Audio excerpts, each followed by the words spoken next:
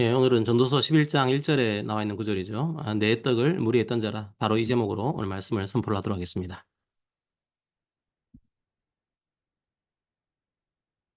우리가 성경을 읽다 보면은 조금 난해한 표현들을 볼 때가 있습니다. 오늘 읽은 본문도 그렇습니다. 전도서의 여러 구절 중에서 가장 해석하기 어려운 내용을 담고 있습니다. 네 떡을 물 위에 던져라. 무슨 말일까요? 그 시대의 사람들은 어떤 말인지 알았겠죠. 아마도 그 시대에서 사용되는 속담 같은 거였을 겁니다. 하지만 지금 우리들은 이 말이 무슨 말일까 정확하게 그 의미를 알 수가 없습니다. 그래서 많은 신학자들이 연구를 했습니다. 히브리어도 분석했고요. 그 시대의 다른 언어들도 연구했습니다. 그 시대의 문화들도 파악했습니다. 그 시대 근동의 다른 문헌들도 연구했습니다. 그래서 지금은 크게 두 가지로 의견이 좁혀졌습니다. 두 가지 해석 다 일리가 있습니다. 둘 다 엄청난 성경 연구와 묵상의 결과물입니다. 하늘나라에 가면 이제 확실한 의미를 알 수 있겠죠. 저는 그중에서 한 가지의 해석을 취해서 설교를 합니다. 굳이 다른 해석도 있다 이 말씀드린 이유는요. 그 해석도 틀린 해석이라고 단정할 수 없다는 겁니다. 둘 다 기도하면서 성경을 연구한 결과입니다. 뭐 혹시 저와 다른 해석으로 그 오늘 본문을 설교하는 분이 있다고 하더라도 그 해석 역시 존중하시면 됩니다. 이단적인 해석이 아니라면 지나치게 편견을 가질 필요는 없습니다. 다른 해석에 대해서 약간 그 비꼬는 것 같은 설교를 들은 적이 있는데요. 조금 마음이 불편했습니다.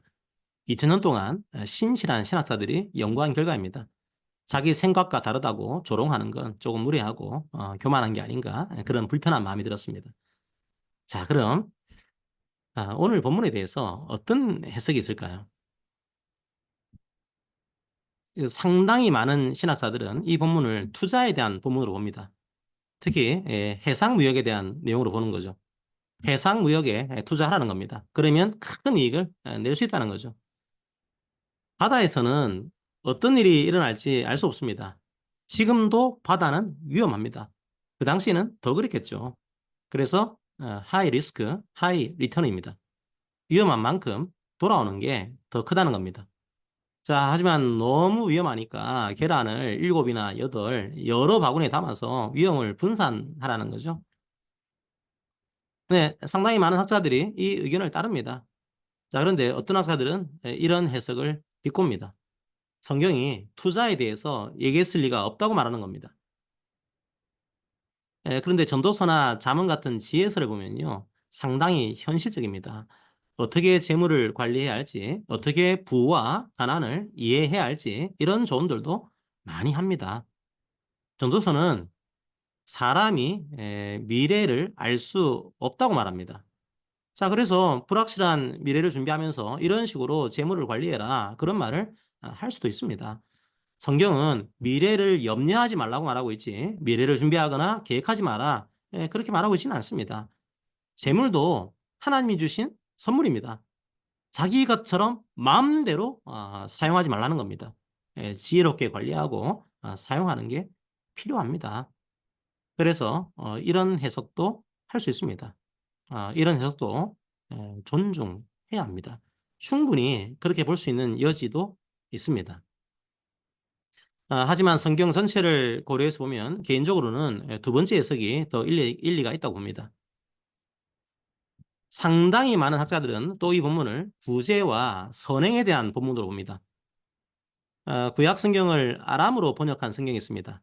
탈굼이라고 하는데요. 유대인들이 바벨론의 포로로 잡혀갔을 때 구약 성경을 아람으로 번역한 겁니다. 그 탈굼에서는 오늘 본문을 이렇게 번역을 했습니다. 물 위에 배를 타고 가는 가난한 자에게 영양가 있는 빵을 주어라. 많은 날이 지난 후에 오는 세상에서 그 보상을 받을 것이다. 서방의 4대 교부라고 불리는 인물들이 있습니다. 그중 한 명이 히에로니무스입니다. 자, 히에로니무스도 이 본문을 구제에 대한 본문으로 이해했습니다. 마틴 루터도 마찬가지였습니다.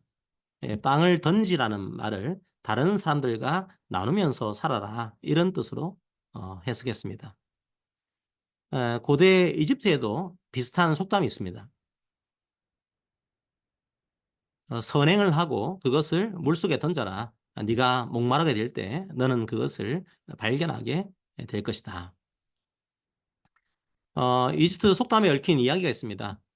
어떤 왕자가 강에서 놀다가 급류에 휩쓸려서 실종이 된 겁니다. 그 왕이 그 왕자를 찾으려고 엄청난 노력을 했습니다. 하지만 결국 아들을 찾을 수 없었습니다. 자, 그런데 몇 주가 지난 후에 강에 있는 한 바위 위에서 왕자가 발견됐습니다. 왕이 왕자에게 물어봤습니다. 어떻게 지금까지 이 바위 위에서 살아 있었느냐? 자, 그러자 왕자가 대답했습니다. 네, 먹을 것이 없어서 죽는 줄 알았습니다. 그런데 아침 저녁으로 가죽 주머니가 떠내려왔습니다. 그 주머니를 건져보니까 그 속에 빵이 들어있었습니다. 그 빵을 먹고 지금까지 살아 있었습니다. 강 상류에서 어떤 시민이 매일매일 빵을 강 위로 흘려보낸 겁니다. 그 매일의 양식을 먹고 왕자가 생명을 얻은 거죠. 옛날 문헌들 그리고 성경 전체 맥락에서 저는 오늘 본문을 구제와 선행에 대한 본문으로 이해합니다. 그 전제 위에서 설교를 하려고 합니다. 오늘 이 본문을 구제에 대한 본문으로 보면 투자로 이해하는 것과는 상당히 다르게 읽힐 수가 있습니다. 자, 만약 오늘 본문을 그 투자에 대한 본문으로 본다면 어떨까요? 뭔가 더 큰 이익을 얻으려면 위험을 감수해라. 이렇게 본문이 읽힐 수도 있습니다. 자, 하지만 오늘 본문을 구제에 대한 본문으로 본다면요. 예, 그냥 떡을 물 위에 던지는 겁니다. 뭡니까? 어리석은 것 아닐까요? 생각해 보십시오. 그 떡의 운명이 어떻게 될까요? 물결에 떠내려가다가 결국은 사라지게 되지 않을까요? 사실은 그 떡을 먹고 왕자가 살아올지 아닐지도 알 수 없습니다. 우리의 구제도 마찬가지입니다.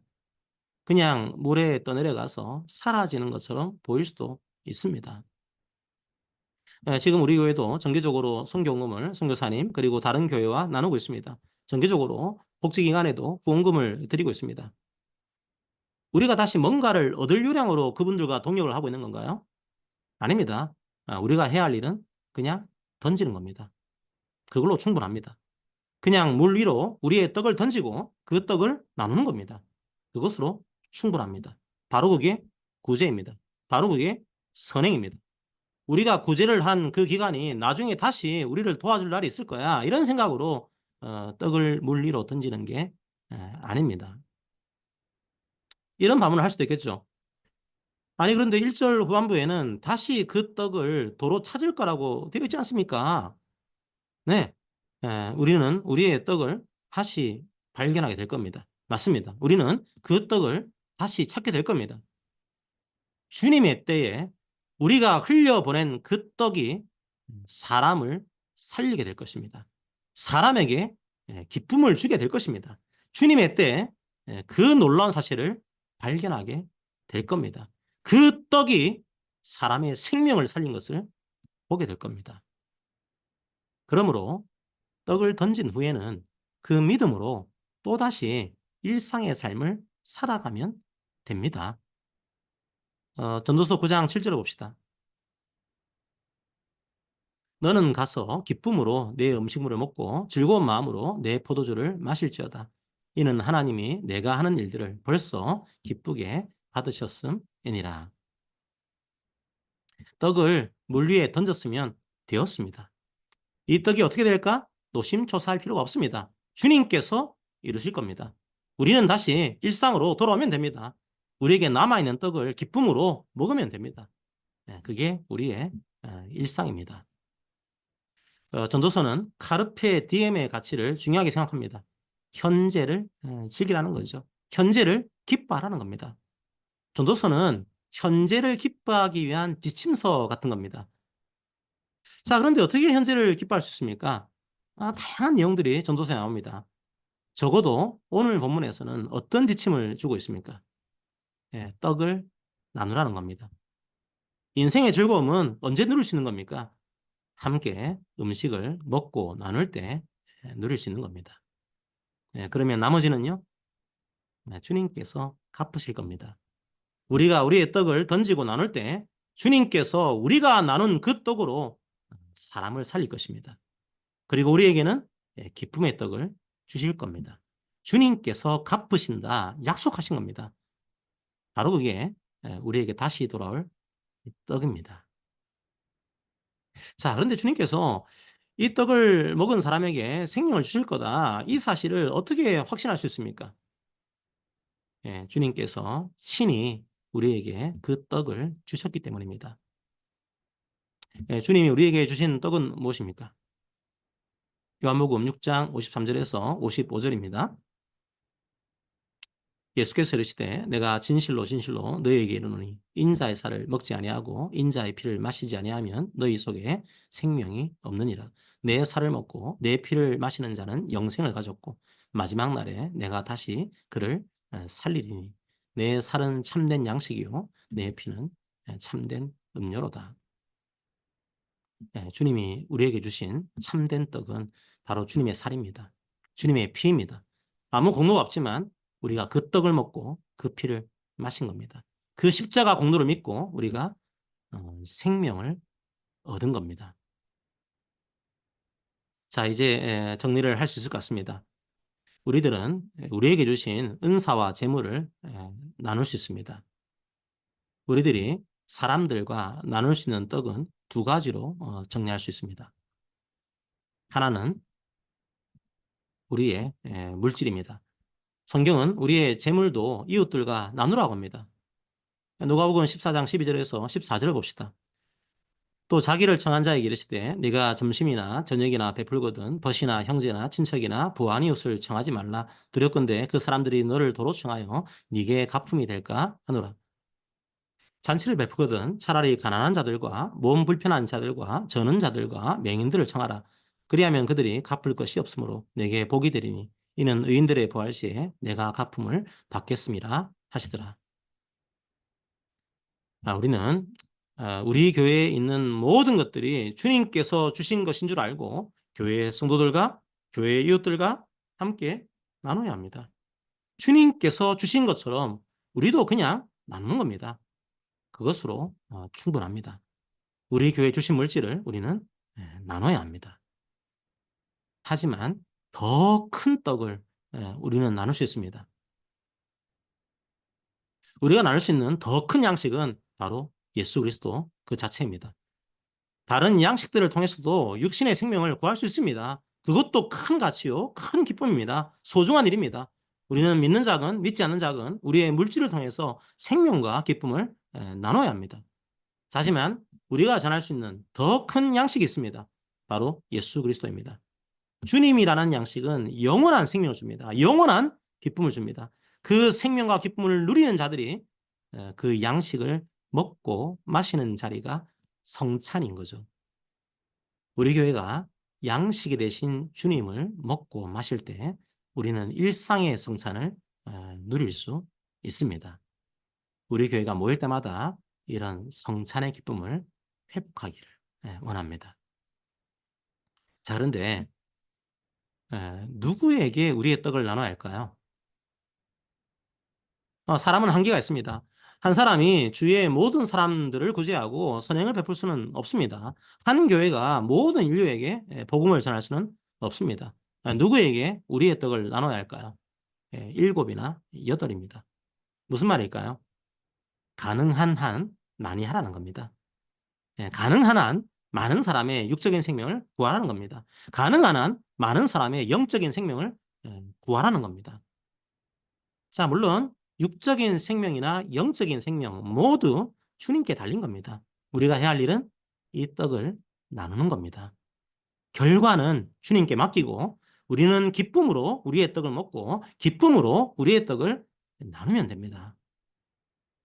누군가 우리의 떡으로 육적인 생명을 얻는다면 누군가 주님이 주신 떡으로 영적인 생명을 얻는다면 그것만큼 더 큰 기쁨이 어디 있겠습니까? 7, 8 중에서 단 한 사람만이라도 강물에 있는 바위 위에서 이 떡으로 생명을 구할 수 있다면 그것만큼 복된 일이 어디에 있겠습니까? 우리는 누가 이 떡을 먹고 육적인 생명 그리고 영적인 생명을 얻고 기쁨을 회복할지 알 수 없습니다. 그건 우리의 영역을 벗어난 일입니다. 그건 주님의 주권입니다. 우리는 우리의 일을 하면 됩니다. 자, 우리가 해야 할 일은 가능한 한 많은 이들에게 우리 교회의 물질을 나누는 겁니다. 가능한 한 많은 이들에게 이 복음을 증거하는 겁니다. 나머지는 주님께 맡기면 됩니다. 그런데 우리의 물질을 언제 나눠야 할까요? 복음을 언제 증거해야 할까요? 4절을 봅시다. 풍세를 살펴보는 자는 파종하지 못할 것이요 구름만 바라보는 자는 거두지 못하리라. 성도 여러분, 농부들은 적절한 시기에 씨를 뿌리고 수확을 합니다. 언제 그 일을 해야 할까요? 가장 좋은 시기에 일을 하고 싶어 하겠죠. 그래서 씨를 뿌릴 때는 바람이 부는 방향을 살펴야 합니다. 바람이 이상하게 불면 파종하기가 어렵습니다. 추수할 때는요, 구름을 봐야 합니다. 비가 내리면 추수하기가 쉽지 않습니다. 그래서 풍세를 살피고 구름을 보는 거죠. 문제는 뭘까요? 아무리 풍세를 살피고 구름을 보더라도 바람이 어디로 어떻게 부는지 정확하게 알 수 없다는 거죠. 아무리 구름을 보더라도 비가 내릴지 안 내릴지 정확하게 예측할 수 없다는 겁니다. 인간 지식에 한계가 있다는 겁니다. 언제가 가장 좋은 시기인지 알 수 없다는 겁니다. 5절을 보십시오.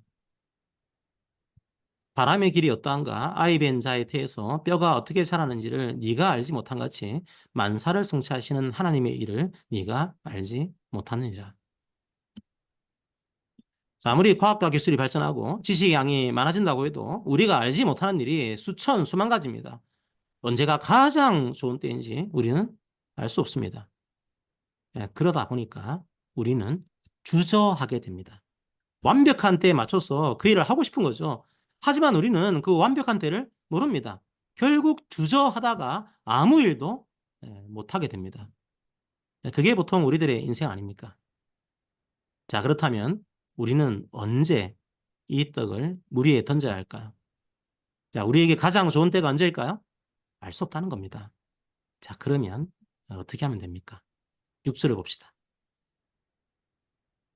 너는 아침에 씨를 뿌리고 저녁에도 손을 놓지 말라. 이것이 잘 될는지 저것이 잘 될는지 혹 둘이 다 잘 될는지 알지 못함이니라. 전도자의 고민은 뭡니까?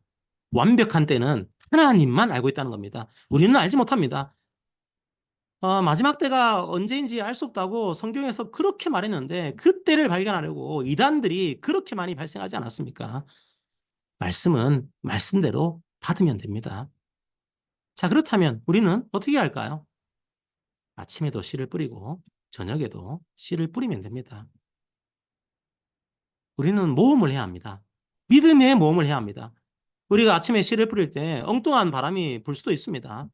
우리가 아침에 추수할 때 비가 내릴 수도 있습니다. 네, 그 실패의 아침에 우리는 우리의 한계를 알게 됩니다. 하나님의 때가 따로 있구나. 우리는 겸손하게 하나님을 인정하게 됩니다. 하지만 저녁에 씨를 뿌렸더니 알맞은 바람이 불었습니다. 추수할 때도 비가 오지 않았습니다. 네, 그때도 마찬가지입니다. 하나님의 때가 있는 거구나. 우리는 알게 됩니다. 숙명론을 말하는 게 아닙니다. 운명론을 말하는 게 아닙니다. 오히려 그 반대입니다. 지금 이 자리에서 우리의 일을 하라는 말입니다. 그냥 기쁨으로 우리의 일을 감당하면 된다는 말입니다. 그러면 주님께서 다시 찾게 할 것입니다. 전도서는 가장 좋은 때를 발견해서 그 일을 해야 된다. 이런 성경이 아닙니다. 전도서는 모든 시간이 하나님의 주권 안에 있다는 것을 선포하는 책입니다. 우리는 지금 여기에서 우리의 일을 하면 됩니다. 카르페 디엠, 현재를 살아내면 됩니다. 미래를 준비하지 말라는 말이 아닙니다. 미래를 계획하지 말라는 말이 아닙니다. 주저하다가 인생을 허비하지 말라는 말입니다. 가장 좋은 타이밍을 잡느라고 시간을 허비할 필요가 없다는 겁니다. 우리가 가질 수 있는 시간은 현재의 시간밖에 없습니다. 미래는 우리의 것이 아니라 하나님의 것입니다. 그래서 하나님께 맡기는 시간입니다. 전도서 3장 11절에서 13절을 봅시다. 하나님이 모든 것을 지으시되 때를 따라 아름답게 하셨고 또 사람들에게는 영원을 사모하는 마음을 주셨느니라. 그러나 하나님이 하시는 일의 시종을 사람으로 측량할 수 없게 하셨도다. 사람들이 사는 동안에 기뻐하며 선을 행하는 것보다 더 나은 것이 없는 줄을 내가 알았고, 사람마다 먹고 마시는 것과 수고함으로 낙을 누리는 그것이 하나님의 선물인 줄도 또한 알았도다. 성도 여러분, 다른 방법은 없습니다. 우리는 우리에게 주신 이 시간의 한계 속에서 기뻐하며 선을 행하면 됩니다. 각자의 삶을 즐기면서 다른 사람의 삶을 돌아보면 됩니다. 언제요? 지금이요. 지금 기뻐할 수 없으면 내일도 기뻐할 수 없습니다. 지금 구제하지 않으면 내일도 구제할 수 없습니다. 지금 말씀을 전하지 않으면 내일도 전할 수 없습니다. 미래에 대한 가정법으로 인생을 허비하지 맙시다. 내가 돈을 얼마나 벌면 이웃을 섬기겠습니다. 내가 1년만 지나서 뭔가를 이루면 착한 일을 하겠습니다. 내가 학교를 졸업하고 취업만 하면 이웃을 구제하겠습니다. 아니요. 내일은 우리가 알 수 없습니다. 성경이 말하는 건 오늘 하루입니다. 오늘 하루 아침과 저녁에 씨를 뿌리는 겁니다. 전도서는 거창한 미래의 어떤 성취 속에서 기쁨을 누린다고 말하지 않습니다. 해가 뜨고 해가 지는 오늘 하루의 일상에서 먹고 마시며 수고하는 것. 우리의 이웃들과 함께 우리의 떡을 나누는 것. 성도들과 주의 복음을 나누며 기뻐하는 것. 바로 그 소박한 일상이 하나님의 선물임을 인식하는 것. 그게 바로 카르페 디엠의 삶입니다. 제가 소박한 일상이라고 말씀드렸지만 사실 그 소박한 일상조차 누리는 게 쉽지 않습니다. 믿음의 모험이 필요합니다. 우리가 던진 그 떡을 하나님께서 다시 발견하게 하실 거다. 그 믿음이 필요합니다. 기술의 발전이 그런 소박한 일상을 방해할 때도 많습니다. 뉴스를 보니까 호주도 최근에 연결되지 않을 권리를 법적 권리로 인정했습니다. 퇴근 이후에도 계속 SNS로 연락하면서 개인의 자유롭고 소박한 저녁의 시간을 방해하면 처벌하겠다는 법을 시행한 거죠. 법을 시행해야 할 정도로 워커홀릭에 살아나는 겁니다. 우리 사회는 훨씬 더 심하죠. 일상 속에서 가족과 친구, 이웃들과 소박한 저녁의 식사를 나누는 것도 만만치 않습니다. 이웃을 구제하고 재물을 나누는 것, 그것도 용기가 필요합니다. 믿음의 용기가 필요합니다. 하루하루 저축하면서 살아도 이 땅에서 필요한 재산을 모으기가 쉽지 않습니다. 그런 상황에서도 이웃을 구제하기 위해서 자기의 재물을 구별해 두는 것. 하나님께서 지킬 것을 믿고 강 위에 떡을 던지는 것. 그것도 믿음의 행동입니다. 복음을 전하는 것도 믿음의 행동입니다. 얼마나 기독교를 모욕하는 시대 속에 우리가 살아가고 있습니까? 물론 교회가 욕먹을 행동을 하는 경우도 꽤 많습니다. 그때는 스스로 돌아보고 회개를 해야겠죠. 하지만 까닭 없이 욕하는 사람들도 부지기수입니다. 조롱하는 사람들도 많습니다. 생명의 떡이신 주님을 조롱을 받으면서도 전하는 것. 그것도 믿음의 모험입니다. 바로 그게 우리들의 일상의 믿음입니다. 믿음의 모험입니다. 우리의 떡을 믿음으로 물 위에 던지는 거죠. 하나님께 맡기고 믿음의 모험을 할 때 우리가 던진 떡이 우리에게 돌아오는 경험을 하게 됩니다. 미래는 불확실합니다. 우리가 알 수 없습니다. 그래서 모험을 해야 합니다. 믿음의 모험을 해야 합니다.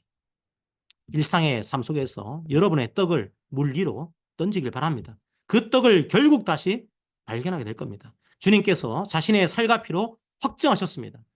우리는 그 때를 모를 뿐입니다. 하지만 때가 이르면 거두게 될 것입니다. 그 믿음으로 우리의 떡을 던집시다. 그리고 밥을 먹고 잠을 잡시다. 성도들과 함께 소박한 일상의 삶을 나눕시다. 자, 우리에게 주신 재물들을 우리의 이웃들과 나눕시다. 그리고 성도들과 함께 이 복음을 증거합시다. 그 소박한 영광의 일상이 성도님들의 매일매일을 채울 수 있게 되기를 기도드립니다. 아멘. 함께 우리가 일상에 이런 믿음의 몸을 확연합니다. 이런 고백을 하겠습니다.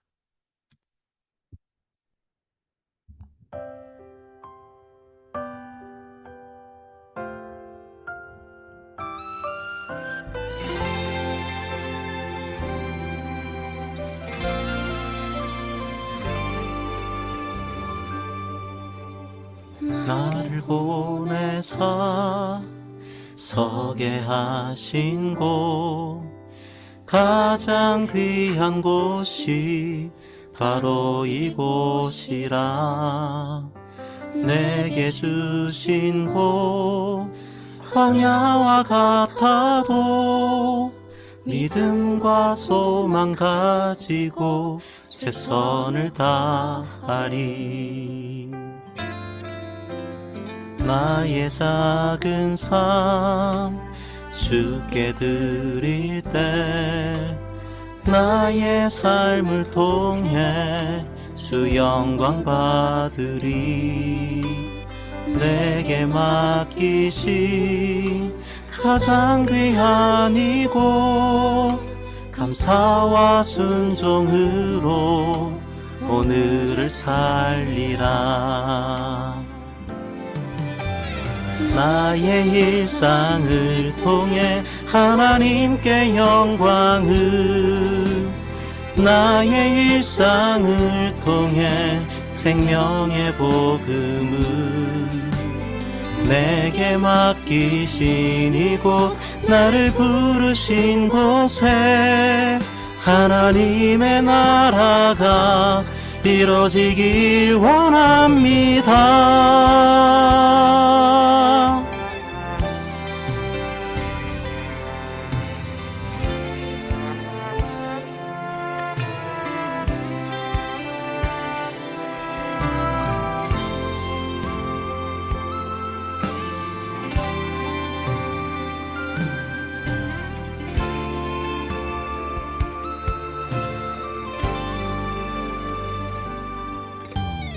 나의 작은 삶 주께 드릴 때 나의 삶을 통해 주 영광 받으리. 내게 맡기신 가장 귀한 이곳, 감사와 순종으로 오늘을 살리라. 나의 일상을 통해 하나님께 영광을, 나의 일상을 통해 생명의 복음을, 내게 맡기신 이곳, 나를 부르신 곳에 하나님의 나라가 이뤄지길 원합니다. 나의 일상을 통해 하나님께 영광을, 나의 일상을 통해 생명의 복음을, 내게 맡기신 이곳, 나를 부르신 곳에 하나님의 나라가 이뤄지길 원합니다. 나의 일상을 통해 주의 나라 이루소서.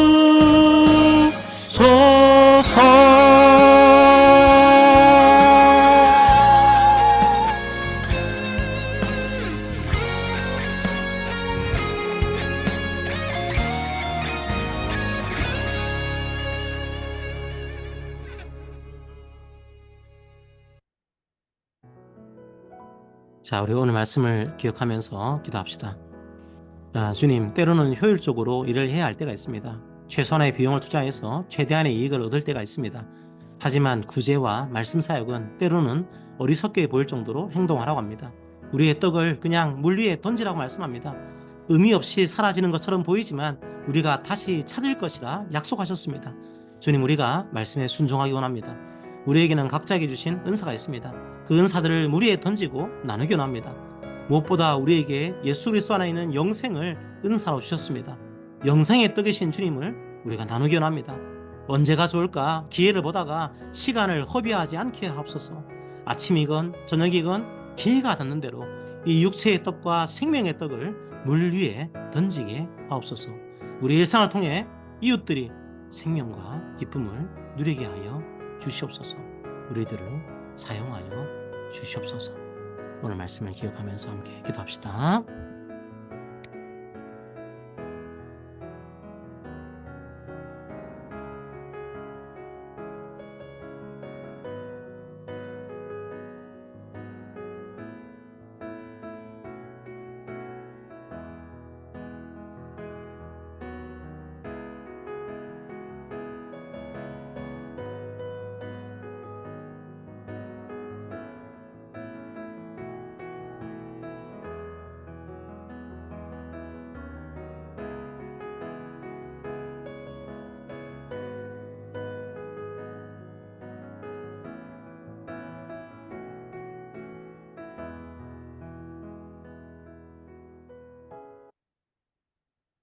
사랑의 하나님 아버지 감사합니다. 오늘도 말씀으로 저희들에게 주님의 복음을 증거해 주시니 감사합니다. 주님, 우리가 이제 우리의 떡을 물 위에 던지겠습니다. 그것 자체가 우리의 기쁨입니다. 다른 사람들이 가지고 있지 않은 이 떡을 우리들은 가지고 있습니다. 그래서 주의 말씀대로 이 떡을 물 위에 던집니다. 그리고 다시 돌아와서 기쁨으로 우리의 떡을 먹고 마실 수 있도록 아버지 인도하여 주시옵소서. 우리가 던진 그 떡이 어떻게 돌아올지, 언제 돌아올지 저희들은 알 수 없습니다. 하지만 주님께서 다시 찾을 것이라 약속하셨사오니 우리는 믿음으로 이 모험을 하기를 원합니다. 우리가 가진 재물들, 우리가 가진 은사들, 우리의 물질들, 무엇보다도 주의 복음을 우리가 물 위에 던집니다. 우리가 기쁨을 누리게 하시고 그 떡을 먹은 자들이 다시 생명을 누리는 그 경험들도 우리가 하게 하여 주시옵소서. 그래서 날마다 일상의 삶이 우리의 기쁨이 될 수 있도록 인도하여 주시옵소서. 주께서 십자가를 이루신 그 기쁨을 우리들이 날마다 경험할 수 있도록 인도하여 주시옵소서. 감사합니다. 예수님 이름으로 기도합니다. 아멘. 예, 함께 서로에게 고면합니다. 사랑하는 성도 여러분, 우리의 떡을 물 위에 던집시다. 7에게나 8에게 우리의 떡을 나눕시다. 풍세를 살피다가 파종을 못하는 일이 없도록 합시다. 구름만 보다가 추수하지 못하는 일이 없도록 합시다. 미래의 일들은 하나님께 맡깁시다. 바로 오늘 이 아침에, 바로 오늘 이 저녁에 씨를 뿌립시다. 매일매일 믿음의 모험, 믿음의 투자를 하시기를 권면합니다. 아멘.